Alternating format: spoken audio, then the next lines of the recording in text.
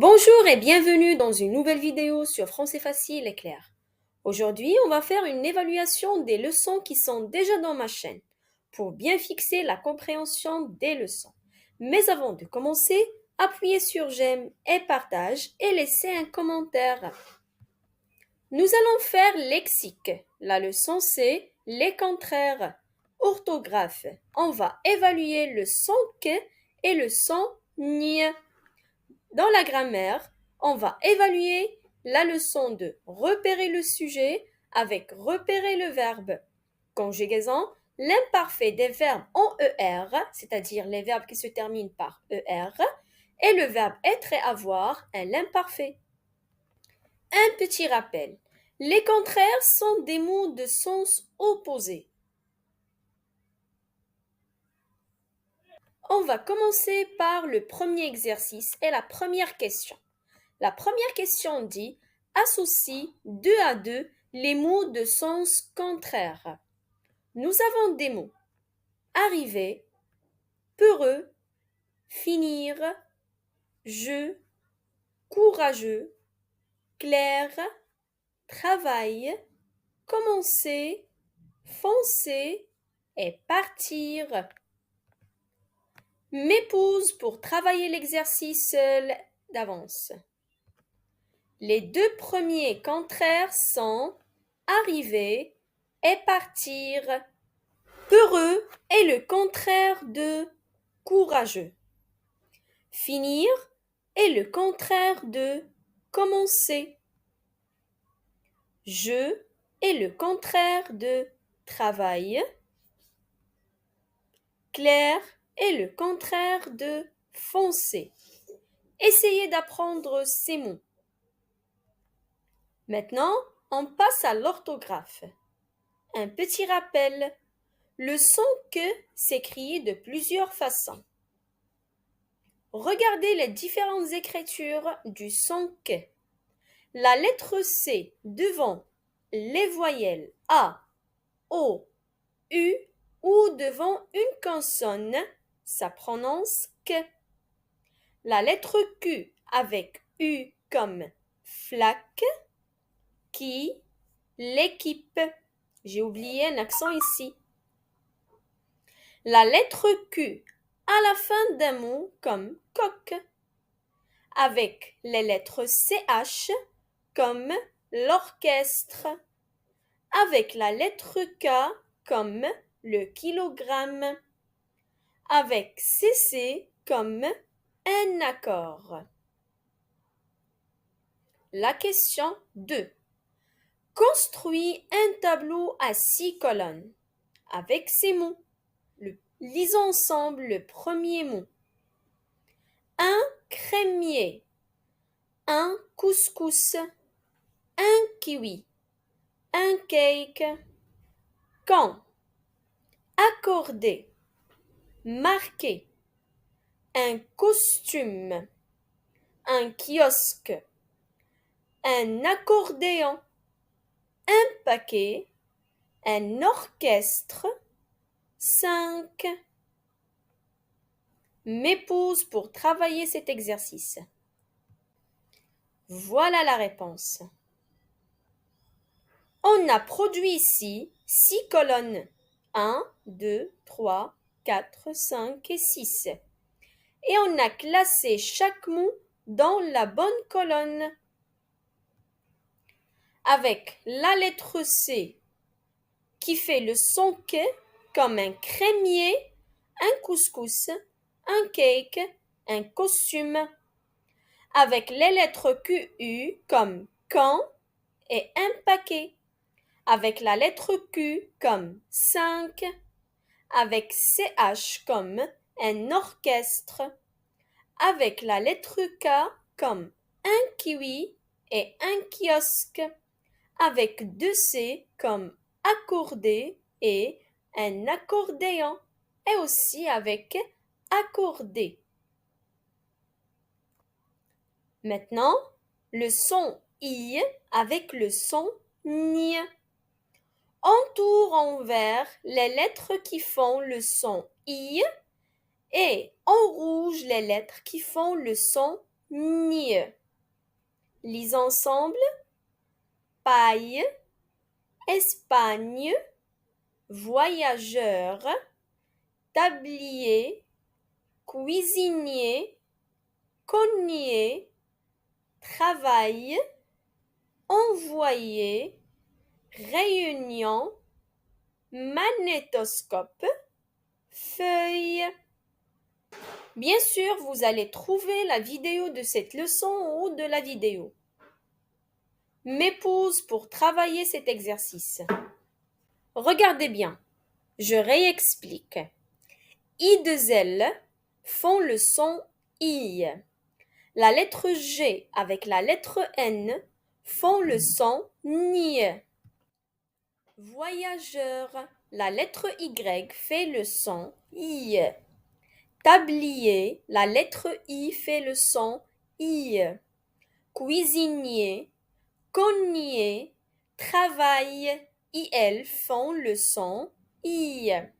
Envoyer, réunion, magnétoscope et feuille. Maintenant, on passe à la grammaire. Vous allez trouver la vidéo qui explique cette leçon au haut de la vidéo. La question c'est recopie ces phrases et souligne les sujets en vert. Lisons ensemble les phrases. Marie et Julien nagent dans le grand bain. La deuxième phrase. De nombreuses personnes habitent en ville. La troisième phrase.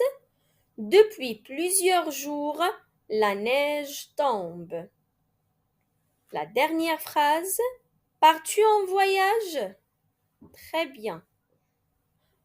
On a déjà expliqué cette leçon. Pour trouver le sujet dans une phrase, je pose toujours la question par qui est-ce qui ou bien par qui sont ceux qui au pluriel.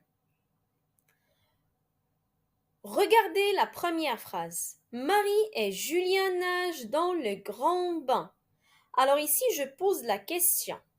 Qui sont ceux qui nagent dans le grand bain? Très bien. Ce sont Marie et Julien qui nagent dans le grand bain. Donc le sujet, c'est Marie et Julien. Dans la deuxième phrase, qui sont ceux qui habitent en ville? Ce sont les personnes.